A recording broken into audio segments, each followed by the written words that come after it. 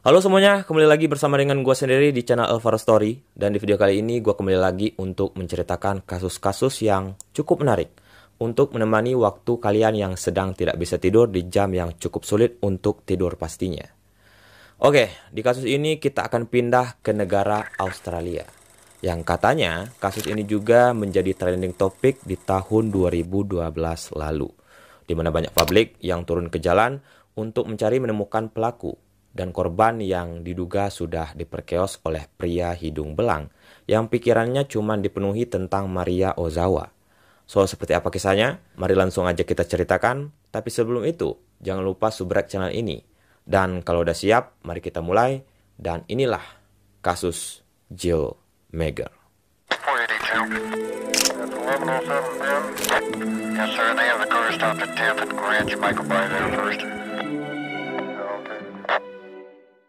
Oke, wanita yang biasa dipanggil Jill Megger ini sebenarnya memiliki nama asli Gillian McKeown yang sebelumnya lahir pada tanggal 30 Oktober tahun 1982 di Drogheda, County Lot, tepatnya di negara Irlandia.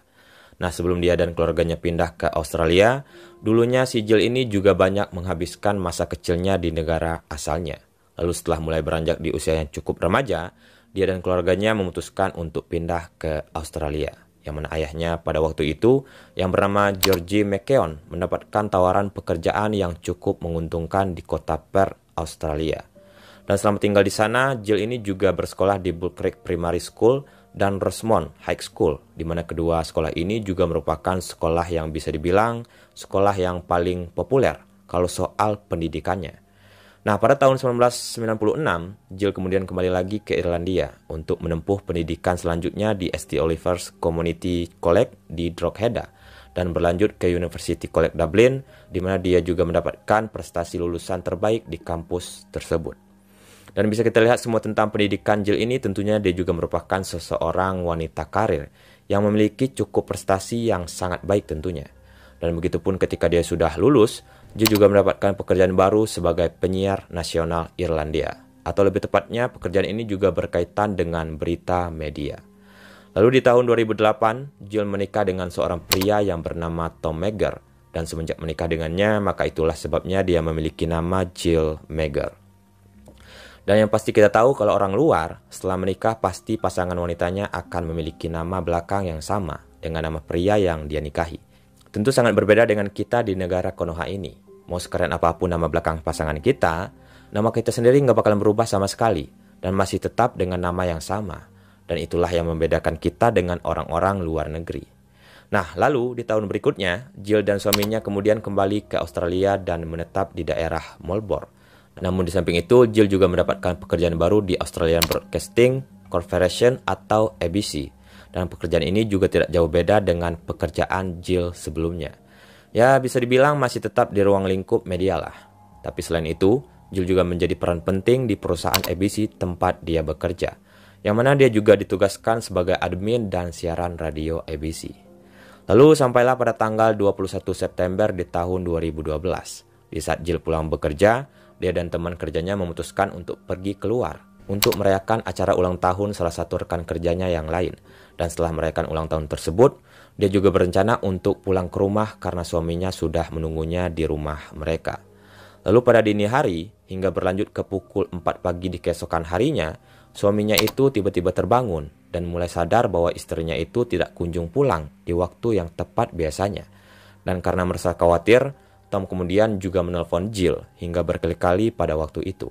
Namun ada sedikit keanehan ketika dia menelpon istrinya pada saat yang sama. Teleponnya berdering, tapi setelah beberapa saat, tiba-tiba dialihkan ke pesan suara.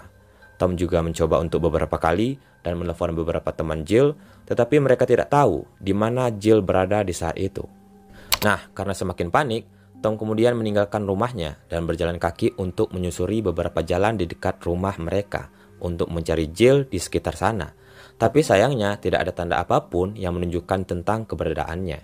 Lalu Tom menghubungi polisi dan melaporkan kejadian tersebut, bahwa istrinya itu tidak ditemukan dan dinyatakan sebagai orang hilang. Dan laporan ini membuat petugas polisi dengan cepatnya menyelidiki tentang kehilangan Jill yang diketahui sudah menghilang. Bahkan berita kehilangan Jill juga menuai banyak publik yang turun ke jalan untuk membantu penyelidikan polisi. Bahkan pencarian ini juga merupakan salah satu sejarah paling fenomenal yang pernah terjadi di negara Australia saking ramainya orang-orang yang ikut dalam penyelidikan polisi. Nah, sedangkan pada sisi lain, polisi kemudian juga mulai menggeledah area kawasan rumahnya dan melacak semua pergerakan Jill di sana. Dan setelah sedikit mendapatkan informasi tentang Jill dari berbagai keterangan temannya dan rekan kerjanya, mereka menjelaskan kepada polisi bahwa Jill meninggalkan pesta ulang tahun tersebut bersama 3 rekan kerjanya yang lain sekitar pukul 9 malam pada tanggal 21 September, di mana mereka pergi ke Brunswick Grand Hotel di daerah Sydney Road, Brunswick untuk minum-minum di sana. Lalu pada pukul 1 pagi, Jill pergi ke bar Attitude bersama seorang rekan kerjanya untuk minum terakhir kalinya sebelum mereka memutuskan untuk pulang ke rumah. Dan setelah selesai, rekan kerja Jill juga menawarkan tumpangan taksi untuknya agar Jill bisa pulang di malam hari yang sudah mulai agak sepi. Tapi sayangnya, tawaran tersebut Jill kemudian menolaknya, dikarenakan jarak bar dengan rumahnya juga agak lumayan dekat, sekitar 5 menit kalau jalan kaki. Karena mendapat keterangan dari teman Jill ini, polisi kemudian mencari petunjuk CCTV yang ada di kawasan tempat Jill berjalan pada malam itu. Lalu akhirnya, polisi mendapatkan bukti yang kuat dari rekaman CCTV di sebuah toko busana, dan terlihat jelas bahwa Jill ini sedang berjalan kaki melewati jalan tersebut. Dan tak lama setelah itu, tiba-tiba ada seorang pria aneh yang memberhentikan Jill dan mengajaknya berbicara yang juga terlihat jelas bahwa mereka berdua itu sedang membicarakan sesuatu yang agak sensitif kalau kita lihat di rekaman CCTV. Nah, yang membuat agak mencurigakan, apakah Jill ini mengenal pria itu atau mereka berdua sama sekali tidak mengenal satu sama lain. Dan kalau seandainya mereka tidak kenal, lalu kenapa dalam rekaman CCTV mereka seolah-olah sedang membicarakan sesuatu? Apakah pada malam itu cuma Jill seorang yang lewat di jalan tersebut? Apakah ini hanya sebuah kebetulan? Dan kalau ada pendapat kalian yang tidak sama dengan gua, tolong berikan komentar mengenai rekaman tersebut.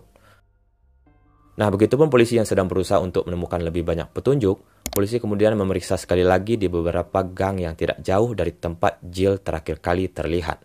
Dan benar saja, polisi menemukan tas milik Jill yang tergeletak di belakang toko, tepatnya di gang kecil yang ada di sana.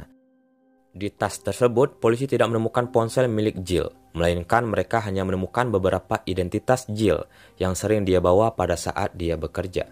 Nah, sementara polisi yang bertugas mengenai rekaman CCTV, mereka dengan cepatnya melacak dan mencari tahu siapakah pria itu yang bersama dengan Jill di dalam rekaman CCTV. Dan tidak butuh waktu yang cukup lama, polisi kemudian berhasil mengidentifikasi pria dari rekaman tersebut adalah pria yang bernama Adrian Ernest Bailey. Karena Adrian sebelumnya juga pernah menjadi tersangka atas kasus pemerkosaan berantai di daerah yang sama tempat Jill diduga menghilang. Dan dia juga sedang menjalani pembebasan bersyarat saat Jill juga dinyatakan telah hilang. Dan karena polisi mengetahui identitasnya, polisi akhirnya pergi mencarinya dan menanyakan di manakah Jill saat ini berada. Namun pas ditanya polisi, Adrian mengatakan bahwa dia tidak mengenal Jill sama sekali. Terus, dia juga mengatakan bahwa pada malam Jill menghilang, dia sedang bertengkar dengan pacarnya dan hampir 2 jam lebih untuk mencari pacarnya di daerah yang sama. Karena polisi pura-pura bodoh, Adrian akhirnya dibawa ke kantor polisi untuk diinterogasi lebih lanjut. Dan sebagai bagian dari penyelidikan mereka, polisi juga melacak telepon Jill dan telepon Adrian, dan menemukan bahwa mobil Adrian muncul di transaksi jalan tol. Dan pada saat yang sama, telepon milik Jill juga terdeteksi sedang melewati daerah tersebut. Dan yang tampak mencurigakan lagi, kedua telepon tersebut bahkan sampai di tempat tujuan yang sama. Namun ketika kembali, hanya telepon Adrian aja yang tetap bergerak. Sedangkan telepon milik Jill tiba-tiba berhenti dan tidak bergerak di satu titik. Nah, sedangkan dalam interogasinya, Adrian malah mengatakan bahwa dia tidak mengenal Jill sama sekali. Terus kalau tidak kenal, mengapa pelacakan tersebut bisa terjadi berbarengan gitu? Yang berarti, yang tidak lain tidak bukan, si Adrian inilah pelaku di balik hilangnya Jill. Bahkan pada saat polisi sedang menggeledah rumah dan mobilnya, mereka menemukan kartu SIM milik Jill di rumahnya yang sudah dihancurkan oleh Adrian ini. Nah, di saat inilah polisi bertanya lagi tentang kartu SIM dan rekaman jejak digital teleponnya, yang sudah sangat jelas bahwa Adrian tidak bisa berbohong lagi di hadapan semua bukti-bukti yang dikumpulkan. Dan karena tidak bisa berbuat apa-apa, lalu dia akhirnya juga tidak bisa menjelaskan apapun di sana, Adrian akhirnya mengaku bahwa dia telah melakukan kejahatan yang cukup keji kepada Jill ini, guys. Bahkan dia juga memberitahu polisi bahwa dia juga berada di jalan yang sama dan melihat Jill di sepanjang jalan itu sekitar pukul 1.30 dini hari. Dan di saat itulah si Adrian ini mendekati Jill di jalan tersebut. Bahkan selama masih berjalan, si Adrian ini masih terus mengikuti Jill di sampingnya di sepanjang jalan itu. Dan karena jalan di sekitar sana sudah mulai agak terlihat sepi, lalu Adrian kemudian menarik Jill di gang gelap di samping jalan tersebut. Lalu di gang itulah Adrian tiba-tiba menyerangnya dengan cara seksual. Tapi sebelum ia melecehkan si Jill ini, Jill juga sempat melakukan perlawanan kepada Adrian dan menamparnya hingga berkali-kali. Dan karena nafsunya semakin tak terkendalikan, Adrian kemudian memperkeosnya di sepanjang gang jalan kecil itu juga. Namun setelah diperkeos, Jill juga mengatakan bahwa dia akan melaporkan pemerkosaan itu kepada polisi. Karena Adrian tidak mau hal ini terungkap ke polisi, maka itulah sebabnya dia mencekik Jill hingga dia tewas di tempat. Nah, kemudian setelah itu Adrian meninggalkan jasad Jill yang tergeletak di sana, lalu pulang ke rumah untuk menjemput mobilnya dan skop untuk mengubur jasad Jill di tempat yang cukup terpencil. Dan tepat pada pukul 4:22 di pagi hari, Adrian memasukkan jasad Jill ke dalam mobilnya dan pergi ke hutan-hutan daerah Victoria, di mana tempat tersebut berjarak sekitar 45 km dari gang tempat Jill dilecehkan. Lalu setelah sampai di sana, barulah si Adrian ini menggali kuburan dan menguburkan Jill di tempat yang terpencil yang tidak biasa orang lewati. Dan dari pengakuan tersebut, pihak polisi kemudian membawanya keluar untuk menunjukkan di mana tempat ia menguburkan Jill. Nah, di kuburan tersebut, tim forensik juga melihat jasad dan tubuh Jill itu terdapat ada bekas memar dan luka robek pada tubuhnya yang terlihat jelas sesuai dengan serangan dan pemerkosaan yang dilakukan oleh Adrian ini, guys. Lalu sebagai hasilnya, Adrian akhirnya ditetapkan sebagai tersangka dan dilanjutkan ke persidangan. Nah, pada sidang vonisnya, pengadilan mendengar bahwa setelah ia memperkeos dan membunuh Jill, Adrian duduk dan mulai menangis dengan rasa panik, yang mana dia merasa ketakutan dan cemas mengingat dia dulunya juga pernah masuk ke jeruji besi, yang tampaknya cukup mengerikan dibandingkan dengan kehidupan bebas di luar penjara. Nah, lalu Adrian ini akhirnya dijatuhi hukuman penjara seumur hidup dengan masa tanpa pembebasan bersyarat selama 35 tahun atas hukuman pemerkosaan dan pembunuhan Jill Megger. Dia juga dinyatakan bersalah pada bulan Mei di tahun 2015 atas 3 pemerkosaan kejam lainnya dan dijatuhi hukuman 18 tahun penjara atas kejahatan tersebut. Pada saat pembunuhan Jill, Adrian sedang dalam masa pembebasan bersyarat atas tuduhan pemerkosaan 5 wanita di daerah pinggiran kota Elwood pada tahun 2002. Selama 23 tahun, 11 tahun diantaranya itu dihabiskannya di penjara. Yang mana kalau ditotalkan, Adrian ini dinyatakan bersalah atas 20 pemerkosaan berantai. Nah, jadi itulah cerita dari serial Hidung Belang. Dan biasanya gue sering membahas serial killer, sekarang ada lagi serial pria hidung belang, yang memang pikirannya cuma nafsu doang kerjanya gitu. Yang mungkin ini cukup menjadi kasus yang sangat membuat kita berhati-hati pastinya. Karena orang-orang seperti ini bisa aja datang di waktu yang tidak disangka-sangka. Jadi tetaplah berhati-hati terutama buat kalian, khususnya para ciwi-ciwi, agar tidak terjadi hal yang sama dimanapun kalian berada. Oke, mungkin segitu aja cerita yang bisa menemani kalian di waktu kosong dan di waktu tidur. Dan kalau kalian suka, jangan lupa subscribe channel ini agar gue lebih bersemangat lagi buat menceritakan kasus-kasus menarik yang bakalan menemani hari-hari kalian pastinya. So, cukup sampai di sini dan see you next story, guys.